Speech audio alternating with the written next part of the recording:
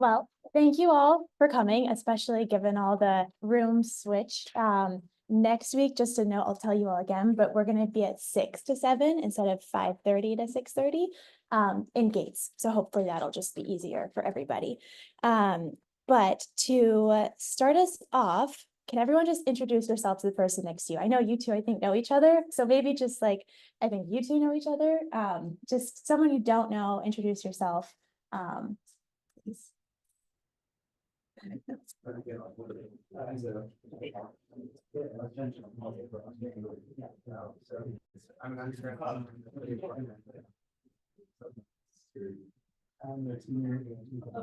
Long time. Knows everybody.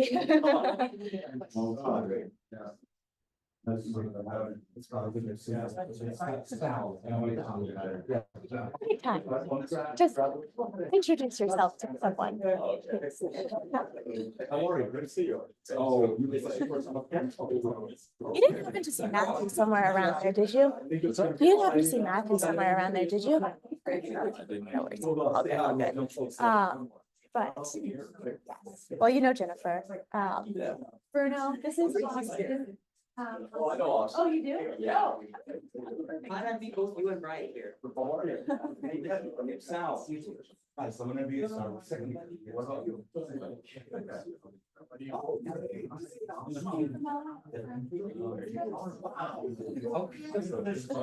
What happened was this first. Oh, this is great. It's the growing community, so. Or the.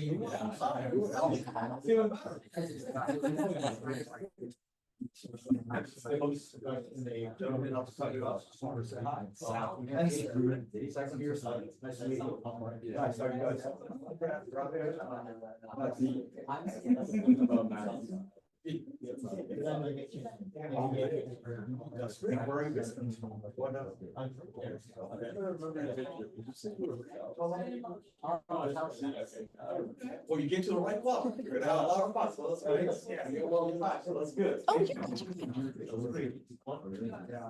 Jennifer, this is George.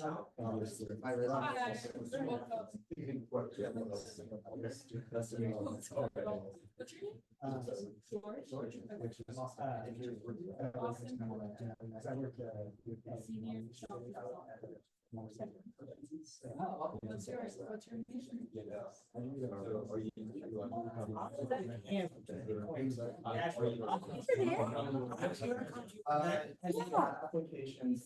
might have slept through my first flight and then had my Minneapolis. It's okay. But you were in Nashville or no?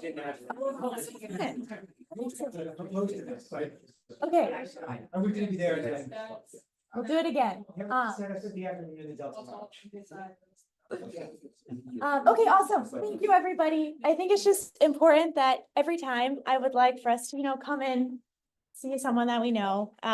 Really, like at the end of the day, Bitcoin is about, peer to peer. And so let's just cultivate a community here, really get to know each other. So I think also then we can have better conversations and just really ask questions and not feel any barrier to doing so. So for today, do a super short lesson. I think more, it's not really going to be exactly about Bitcoin, a little bit more tangential to that. And then we'll talk about plans for the semester, kind of some workshop ideas, project ideas. Last semester, if you took a look at the YouTube or anything, all of the meetings there, it was a lot more lecture slides. Want to do less of that, more of hands-on actually contributing in Bitcoin this semester. So would really, love your involvement in really what type of workshops are you interested in. We have a list and then we'll curate it to you all and the others. First though, want to give a little bit of a shout out of the people that have joined on eBoard this semester. So we have Bruno, Brian, Jennifer, and Sal is also co-president of the club. So definitely afterwards, just make sure if you didn't just talk to them later. But okay, to kind of dive into today, I had prepared a different set of slides, which I'll share with you later. But my grandfather passed away on Friday, and I realized that this message today really needs to be a lot more about you and why Bitcoin matters to you and your humanity. and the importance of financial security and being able to live a life of integrity, living a life that is really sound in value for you. So today, like the price of today, why you should care about Bitcoin. In short, why you should care, because it really impacts the quality that you will have tomorrow, meaning like literally tomorrow, but also, in 6 months, 5 years, 10 years from now. The goal is not to just work forever. You want to retire and live a life that is meaningful to you. So to start, we're going to go through a little exercise. This requires audience participation. Okay, so how many seconds are in 1 minute in the US? You can just shout it out. 60. Yeah, okay, 60. Like easy. Yes. Japan, 60. Nigeria, 60. 60. Okay, so like we got that pretty quick. Now gonna change the question a little bit. How many Japanese yen are in 1 US dollar? 5. How do you? Nice. Yeah, 142. Nice. Do you check that? Like, or Yeah. just, yeah, no. Okay, cool. Awesome. Okay. How about hey, Jordan, I'll put you on the spot. How about the Nigerian naira? Wait, what'd you say, Austin? No, you're moving in the right direction. Not quite right, but Now it's not on my. it's a little bit more than we saw with the yen. 1,640. Actually, when I first kind of was putting some of these slides together in May, I think the number was around like 1,400 something. So just a couple months, it's really gone up. So we are looking at this to kind of introduce a concept of the idea of theft in money through inflation. And it exists in varying degrees around the world. And you also might wonder, why did I choose it against the dollar? That is because the dollar today is the world reserve currency. And amongst other things, it means that a lot of transactions take place in the dollar. But it also doesn't mean that the dollar hasn't lost purchasing power. So since 1971, when the US dollar went off the gold standard, the dollar has lost 98% of its purchasing power. And since 2020, it's lost 25%. And so I think, we're kind of all right now in a situation where we experience life in a lot of 4-year cycles. Like we did 4 years of high school for the most part. Maybe some people had 3. Right now, we're doing about 4 years of college. And so if you look at the graduating class from last year, like they entered college 2019, 2020, graduated 2024, they did 4 years of college, but they kind of paid for 5 years of college and did not receive 5 years of schooling. So it's important to keep this concept in mind. Okay, so now a graphic. So does anyone know what the current US debt is? What the left, yeah. 35 trillion. Yes, I saw it was 35.27 trillion, but I think if we're going super specific, but yes, you're right. And that's a lot, but that's kind of hard to conceptualize. So this graphic, Daniel Batten, who's a really great, person to follow in the space, he did the math. And if you stack $1 bills from where we are on Earth right now to the moon, like how many times do you all think you can do that with $35 trillion? 8, 7. So it's actually around 10, like I think 9.86, but that was with numbers that were a little bit smaller. So that is a lot. And I think also if we just zoom out for a second, so we're at like 35.27 trillion in debt. And the interest on that debt, this year, it's projected to be about 870 billion. And to compare, what else we're spending large sums of money on. And if you just look, like anyone can look up the federal budget of the US, they have about 90 billion allocated for education and 842 billion for defense. So we're spending right now, way more on our debt interest payment on education than on education. And we've also surpassed that what we spend on defense and national security. And, projecting outwards, it's expected that we will spend more on interest than anything else, more than, healthcare, social security, anything. And for some context, does anyone know, like, really when this debt started to kind of ramp up? Like, if you had to guess, how long do you think it took for the US to acquire our first 11 trillion in debt? Like the first a third of this, how long do you all think that took? Brian? Over 150 years. Yes, correct. And more than 150. Anyone else? It's more than that. Anyone else? So it's 220 years. So it's from the time of George Washington to Obama. That's how long for the first 11 trillion. And now, since after Obama, we're at 35 trillion. So it is growing a lot. And unfortunately, the world we find ourselves in is that we live in a debt-based monetary system. We have to keep issuing more debt to repay back our old debt. And so, you know, this is an issue that we do need to be aware of and cognizant of. And so now this is very US focused, but stepping out of the US for a moment, want to look out. So 80% of the world lives under some democratic form of government. They don't enjoy property rights like we do, freedom of speech. They live under much weaker currencies. They don't live under, hey Matthew, they don't live under, you know, a dollar or euro, the yen. And so even though, you know, as we showed, like the dollar's lost 98% of its purchasing power since 1971, like we experienced that theft and that pain, other places experience it on a much, much higher level. So that was a lot, but now just let's talk about what the takeaways were from sharing this. So one, to kind of frame for you that while we are privileged, that we kind of can communicate in the dollar as I'll introduce this later, but like our economic language, that's not the case for everyone around the world. In fact, 80% of the world doesn't, you know, exist in the dollar, the yen, euro, something like that. And there's no universal measure of value like we have for time, like we all knew, like no matter where in the world, 60 seconds in a minute. And two, the money's broken. There exists global theft in varying degrees around the world.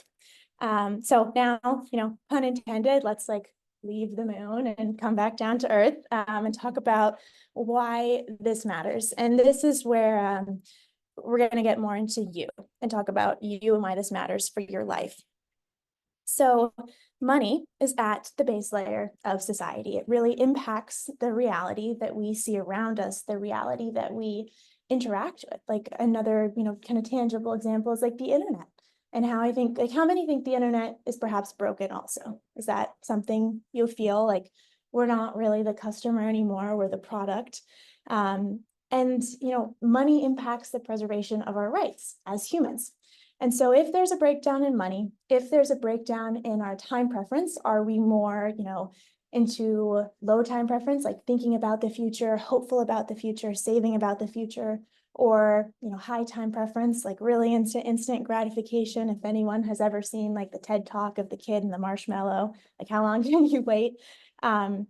We can't think about the future as well. And so how this manifests in reality, we go from like where we are right now, Sage Hall, like this is timed actually pretty well that I had this example.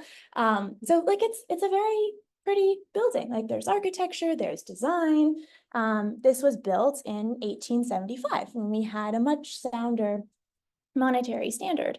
But then around the 1971 period, the architecture really starts to change, and we get things like Bradfield Hall, which, if anyone has ever noticed this as you're walking towards the vet school, it's actually a really kind of crazy exercise. If you go on Wikipedia and you can search like Cornell buildings and then filter it by the date it was built, seeing how it changes.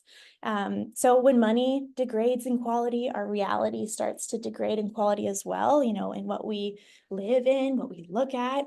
You know, also in what we eat, like food used to have a lot more quality and nutrients in it.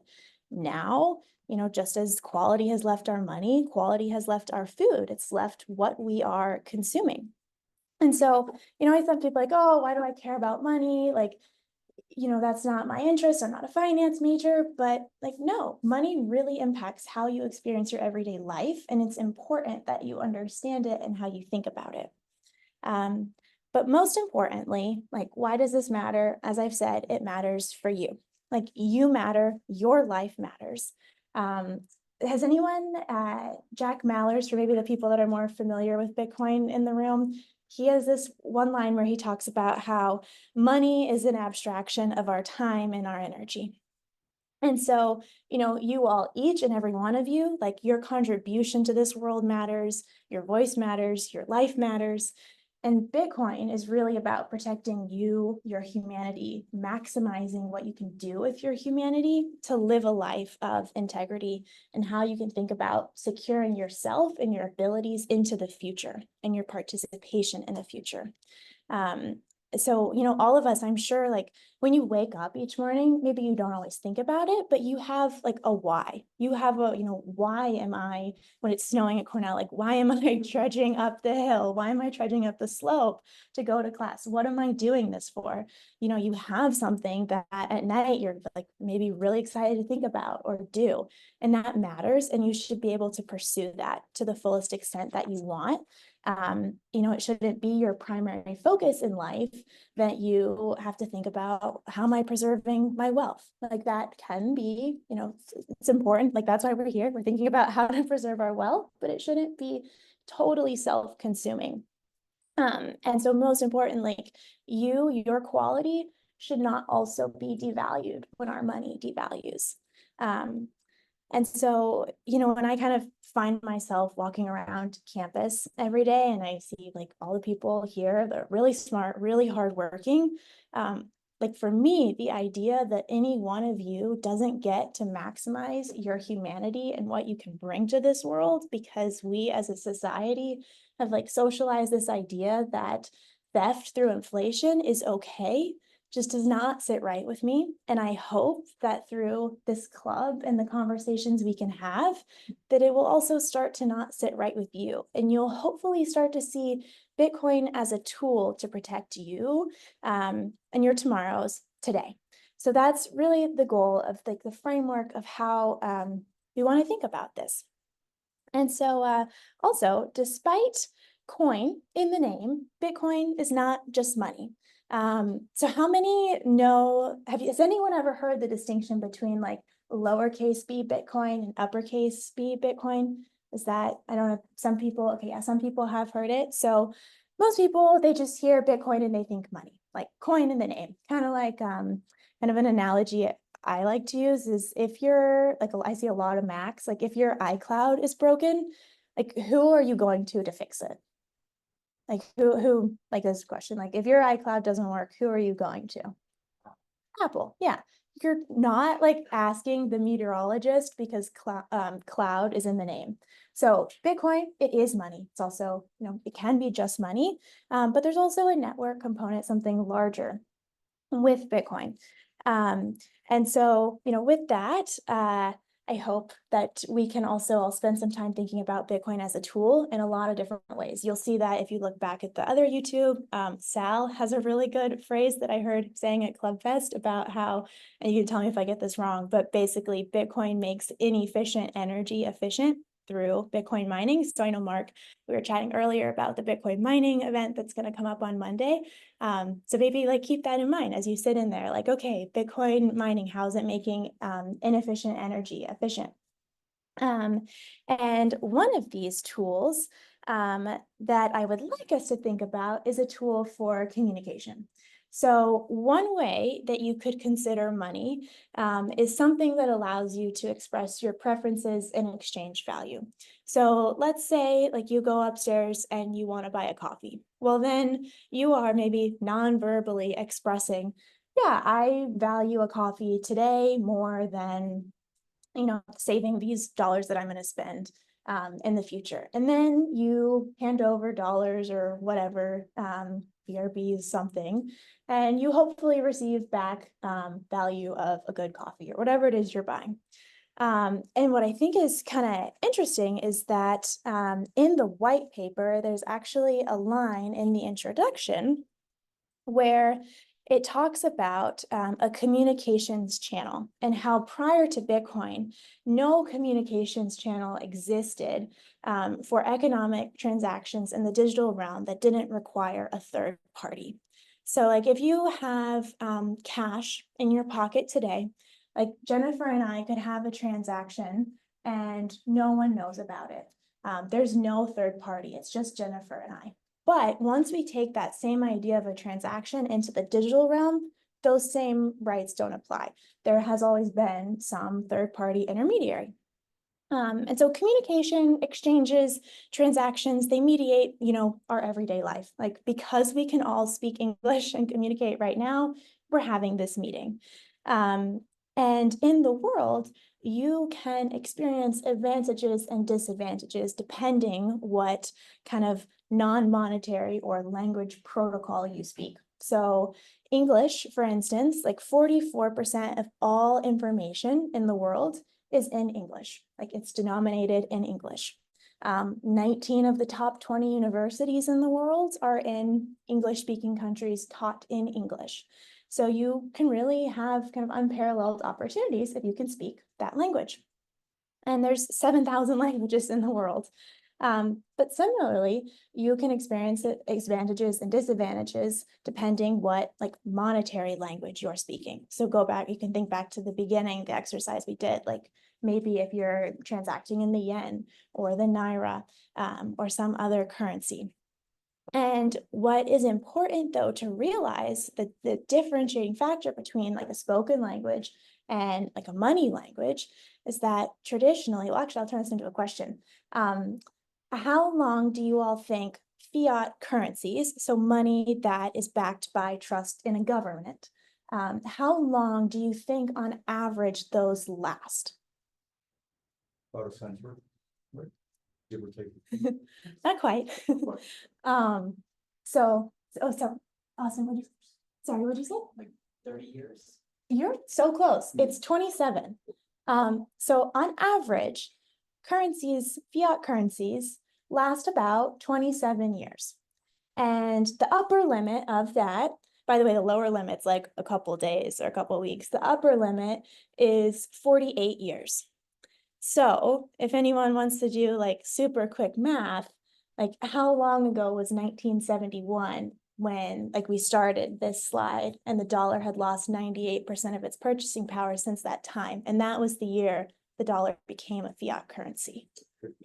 Yeah, it's 53 years. So you're like, okay, the average is 27, the upper limit's 48, the dollar's at 53.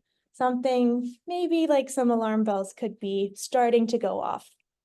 And so bringing this back to the idea of like communication, a language, kind of want to do a thought experiment with everyone. So imagine if every like 27 to 48 years or so, English was no good or whatever language was no good. So you had so we're all like, let's just say we're about 20. And let's say we have like by the time we're 50 or so, so another 30 years, like English does not work anymore, not being used. We have then just, received all of our education in English. That's how we've developed our skills, our books, our social relationships, our community. But what if that's just kind of no good anymore? Like, what do you think would happen in society? What do you think would, come as a part of that? Kind of a question, like, what do you think society would look like? You think it'd be efficient? Yeah, okay, so if, let's say, by the time you're 50, 30 years, English doesn't work, or like the dominant language is no good anymore. And you could apply it to whatever other language, like French or Spanish.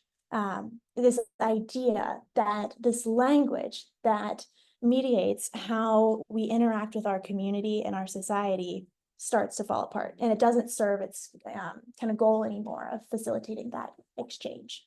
Like what happens? How do you conduct business? Do you think that works? Well, I just think like another language would take over the world that most English speakers know wouldn't exist in. Yeah.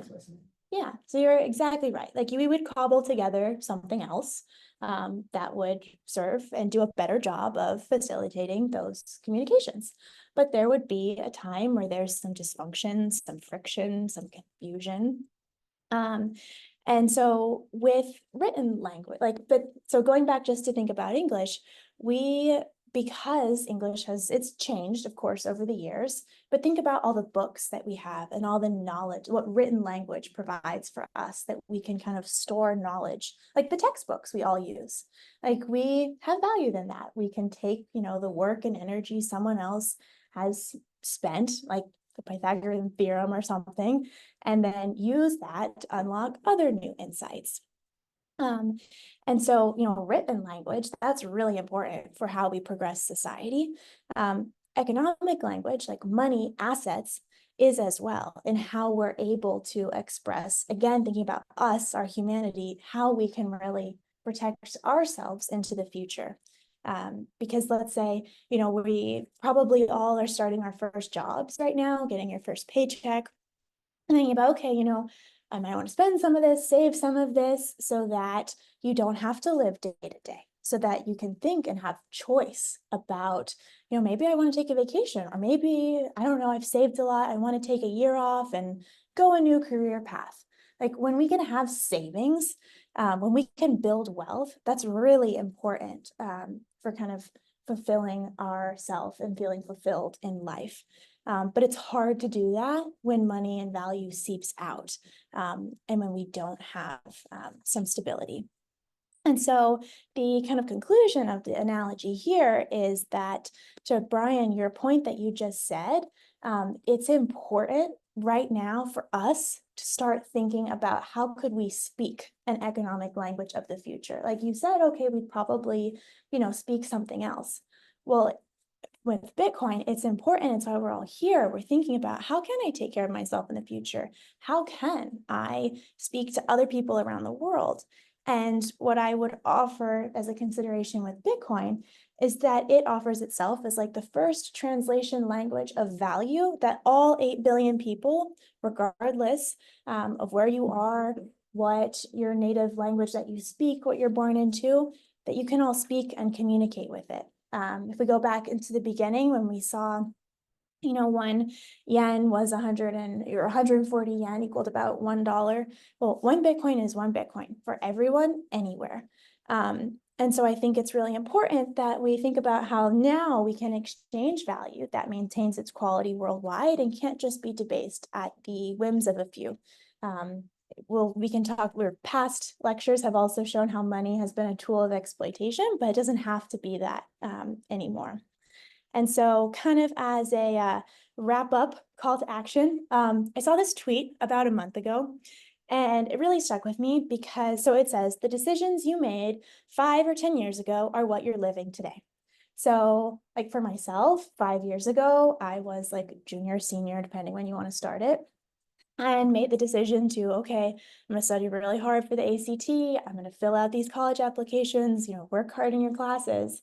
And I think like maybe like a couple of you, like, where were you 5 years ago? What were you doing? Like, what did you do 5 years ago that now today, this afternoon, you can sit here in Sage Hall and be here and be in the classes you're in? Like, what actions are you really happy that you did 5 years ago? Maybe if anyone feels comfortable sharing. Mark, yeah. Yeah, so I basically decided to take a super competitive exam Mhm. to enter great schools in France, which Yeah. allowed me to come here as an exchange student. So yeah, definitely I'm going to be there. Yeah. I think it's, if anyone else, I don't want to put three people on the spot, but you all did hard things and thought about, what do I want in the future and how do I get there? How do I set myself up for success? And so I think going back today with the title, like the price of not learning how to take care of yourself today and really taking some self-ownership and agency is a more expensive tomorrow.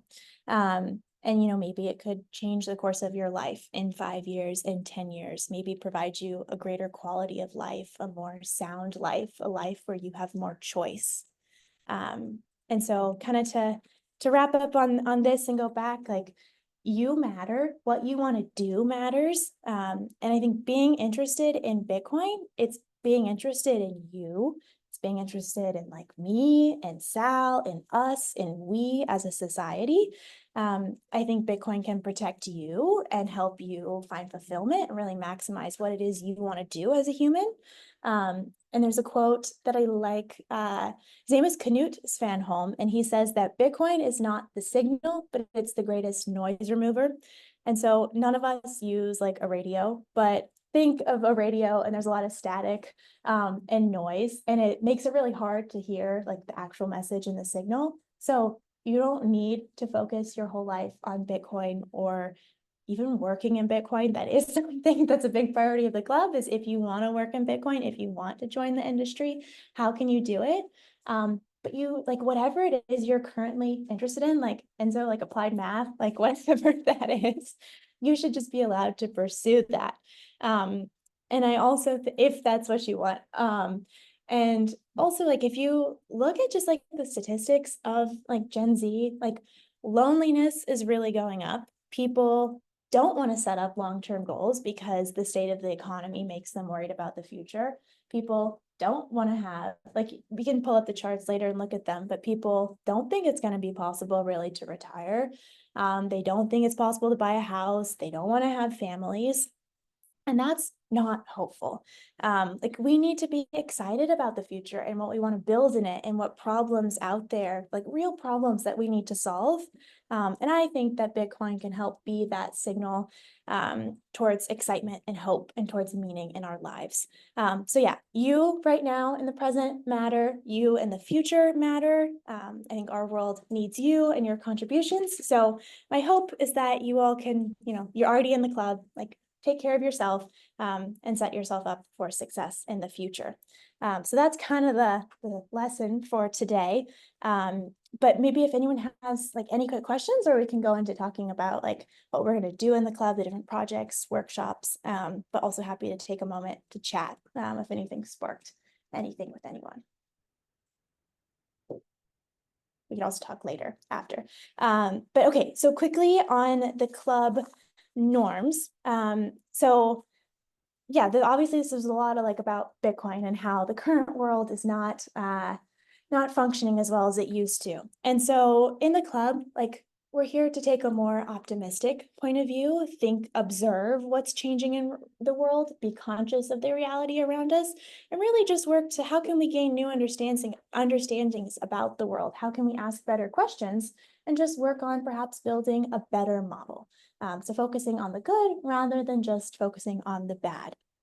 And with that, so some like club norms that we can adapt and change as we want, but generally, like, I have shared a lot today, but I don't want you to, that's be the end all. Like I would hope that you all are curious and fact check me and make your own opinions and say if you disagree.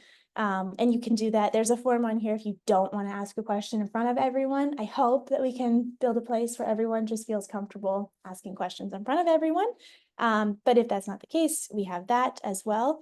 So yeah, really like being an active participant as you are, and just committing to curiosity and critical thinking and really evaluating facts.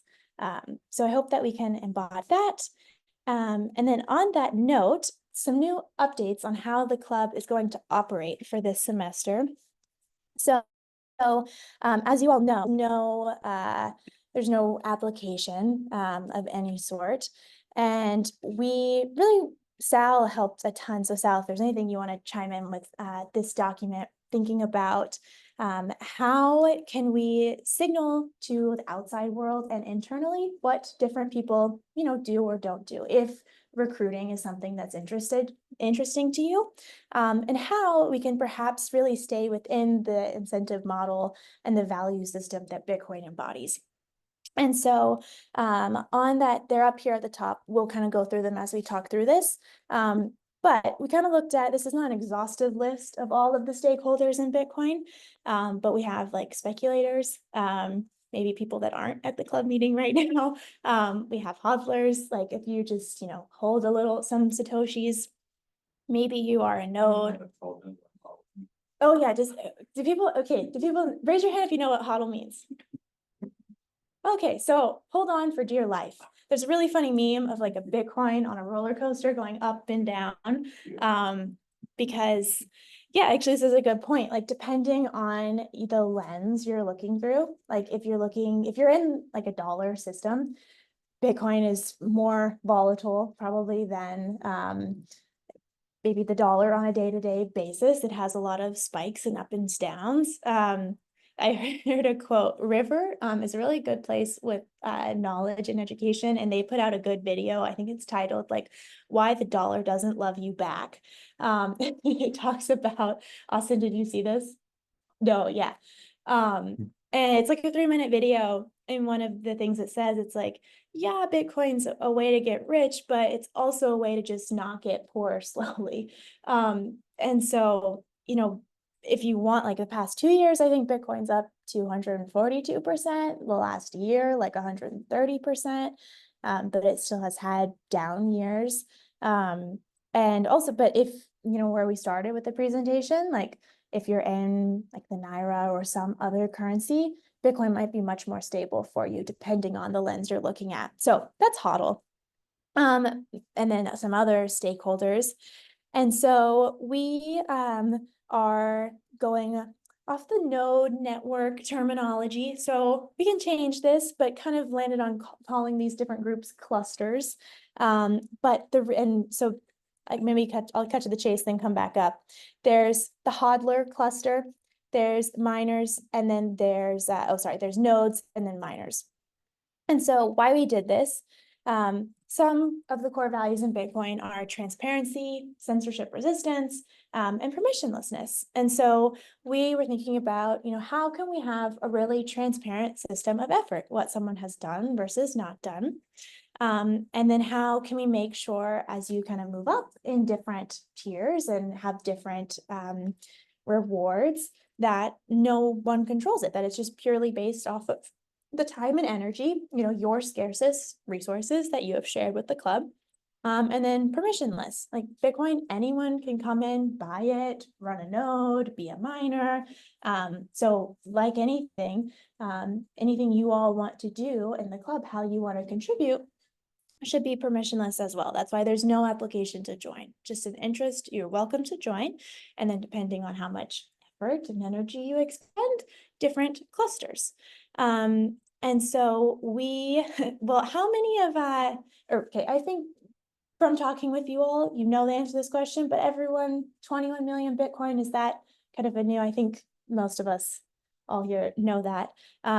Does anyone know how long, I know it's on the board, but how long it takes for all Bitcoin to be mined? Without looking at that. One Bitcoin? So the 21 million Bitcoin, how long does it take for all 21 million Bitcoin to come into existence? Oh.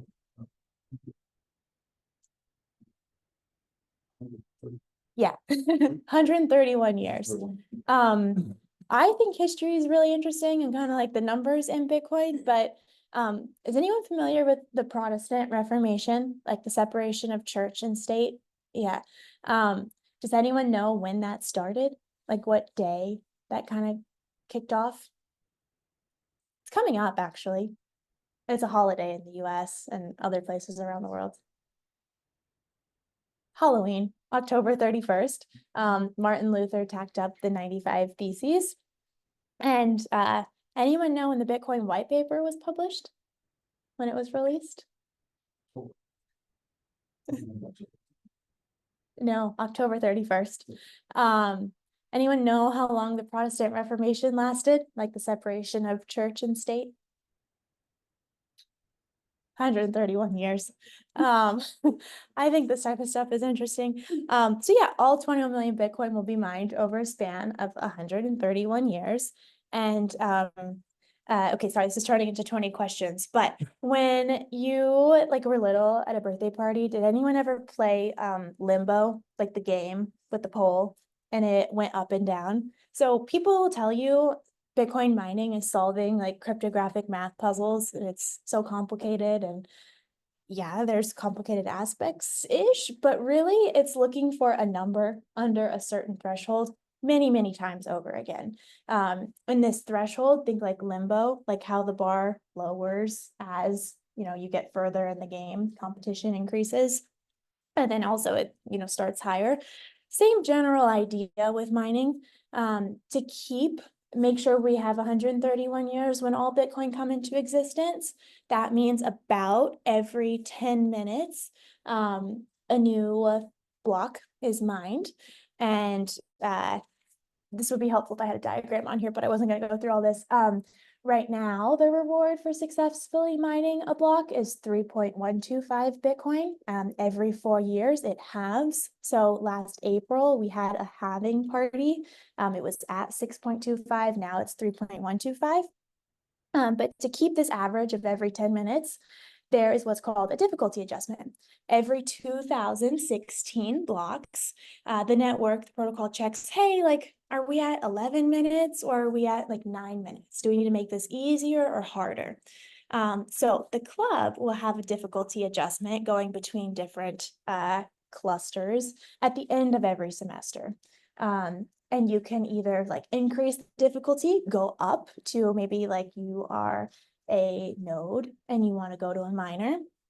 Miner kind of encapsulates e-board, or maybe you've been a miner and you're like, oh, I have a lot going on. I'm recruiting, I'm taking more classes. I need to drop back down to a hodler. That's totally okay also. So you can go up and down, and you could also go like hodler to miner. It's really just based on how much time and energy you would like to share. And so we can, these requirements aren't set in stone. We can kind of talk together and, make it make sense. But to be a hodler, you just need to attend a certain number of meetings. And once, this is to be eligible to be a node. So anyone can still come to like 1 meeting, 2 meetings. It just means the next semester, you won't be eligible to be a node. And then if you move into a node, you need to also attend a certain number of meetings, but then you will participate in a variety of projects on a number of hours per week or a time commitment. And so, for instance, we have some members of the club that are participating in a study with the Brooks Tech Policy Institute looking at Bitcoin adoption and financial freedom in about 25 countries. And that takes up a lot of time. But, maybe you're like, oh, I can't, I don't want to do one big project. I would rather, maintain the club's website and like post flyers around campus. I would rather do multiple smaller projects. And then we have minor. So this one is kind of the most time intensive cluster, and you will need to attend a certain number of meetings, do the certain number of time hours like a node. And then to be eligible to be like a president or a vice president, you need to be a minor to do that. And there's a couple other notes on here about like what counts as an excused absence versus not.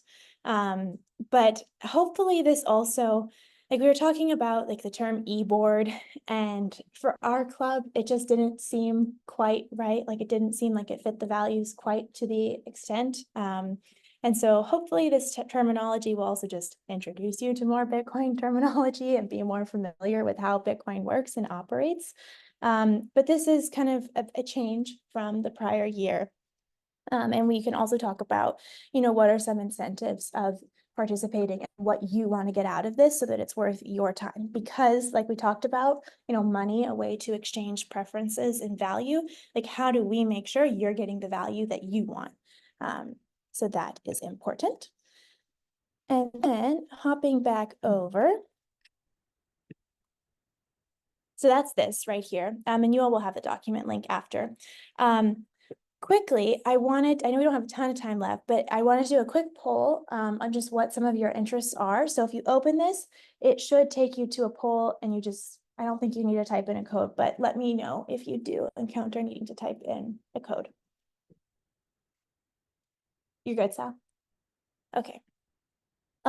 So this will just help me. I'll give like 5 minutes, and this will just help get a sense of what some of your interests are as well, which will be good. I think you can actually see these responses come in.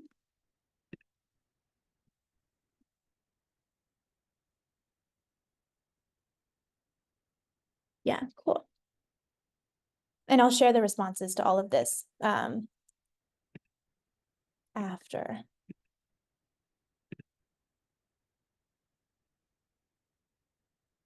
Okay, so I'll give like 1 more minute to do this, and then we will switch back over.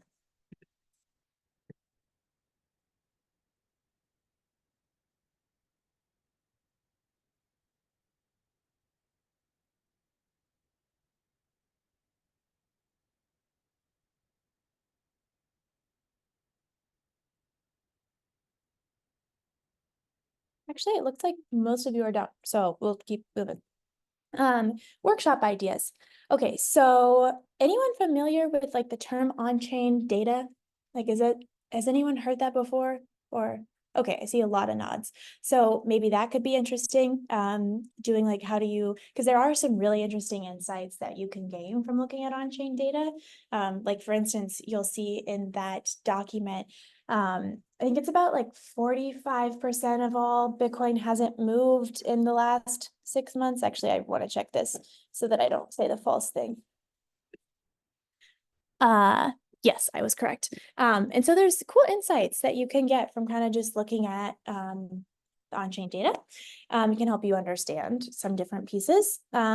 Something that could be interesting is working on kind of orange pilling or sharing Bitcoin with local businesses. So a session on like, okay, like let's make a game plan. How are we going to do this? Kind of educating ourselves on the best way to do it. Have already begun these conversations, and people are pretty eager about, like, one place was like, yes, like we want to accept Bitcoin, but we just haven't figured out the implementation of it. And I think that could be a really cool way that we as a club make a lasting impact on the community while we're here, and also learn a lot on our own. Something else that I think I got an email today, I think will be good to go, is actually being a node in the Bitcoin network. So this, I have a slide later, but the Cornell Club is a part of a larger group called the Bitcoin Students Network. And this network is basically, helping Bitcoin clubs. And right now there's contacts in like 62 countries, and about like 30 clubs that are either up and running or soon to be, and making all of these clubs actually appear on the Bitcoin network. And so you can like I think that could be very cool for us to like, it's a digital thing, but have a more, perspective we can point to. Perhaps a self-custody, if people, the goal of this club is not just like you buy Bitcoin, but if you wanted to buy Bitcoin, how should you do it? What are best practices? Networking and recruiting. Maybe like one of the past members of the club built a whole casing study on like Bitcoin mining. That could be something that's interesting. So I'll send this out and we can vote on what we're interested in. But those are some workshop ideas. Keep it more hands-on. Projects sort of touched on that within the workshops, but have also thinking about this, different ways people can get involved. Really depends on what you all are interested in. Well, I just talked about the Students Network. And then I want to leave you with 3 things, if nothing else. Well, one, remember that Bitcoin is a tool for you, but it's a tool in your toolbox. I think most importantly for us, especially because we're young, like we have the most tomorrows of, like, God willing, anyone. And so it's a tool. Doesn't need to be like your entire toolbox. It's a tool. So keep, your other interests and focus areas. If you do buy Bitcoin, please take it off of an exchange. Like, we can help you, guide you to the best spots. But the benefit of Bitcoin is that you can self-custody it. If you open up like your bank account right now and you see a balance, you don't actually own that. That's like a coupon or an IOU, that those dollars or whatever currencies are yours. With Bitcoin, you actually can have those property rights that no one can take from you. So take it off an exchange. And then our door, Olive eBoard, is always open. If you have any questions anytime, especially Sal, I'm going to loop Sal into this, but after we graduate, if anyone has questions, the door doesn't close. So definitely reach out anytime. And then just context, where we are, because I know people will say, oh, blockchain, not Bitcoin. Bitcoin's only 15 years old. Like, why do you care about this? But this is called like an S curve of adoption. And so if you look at this, it's kind of small, but Bitcoin is that black line. Like Bitcoin's tracking right along with, all other technologies. And actually, in June, someone noticed that Bitcoin adoption has now surpassed adoption of the internet, which is really incredible. And another kind of context piece of information is that it took, well, actually, I'll turn to the question. How long do you think it took for 50% of the US to adopt electricity? Like how many years do you think that took? 50, yeah, close. 50 years for about like 50% adopting electricity. So perspective is important when people tell you like, oh, it's a fad, it's going away. And we are early. And so, we're kind of right here.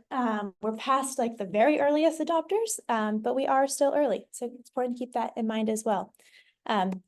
And so, yeah, this is just the Linktree. I think pretty much everyone probably saw this at this point, but it would be awesome if you could join like the Slack. We can figure out the best method of communication for everyone. But they're different. If you have like Twitter or something, you can follow the club and stuff and kind of signal that you are a part of it. But this is just the Linktree again for everyone. And with that, thank you. And if people are okay with being in a photo, I think it'd be fun to take like a photo, but also totally respect if you do not want to be in a photo, no worries at all. And also happy to answer any questions, but really appreciate and grateful for you all. And thank you for being here. Thank you.